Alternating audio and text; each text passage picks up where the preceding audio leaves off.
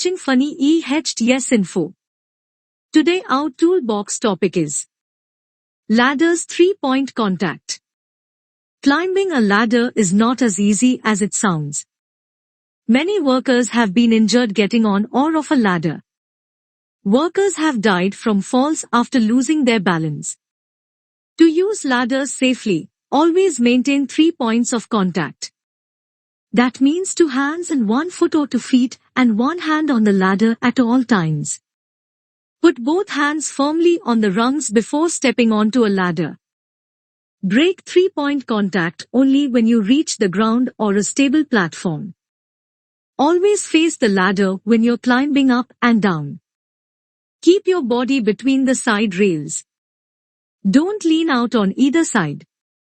Make sure that the ladder extends at least 900 millimeters, 90 centimeters, or 3 feet above the top landing. There must be a clear space of at least 150 millimeters, 6 inches, behind each rung. Moving quickly often results in only 2-point contact.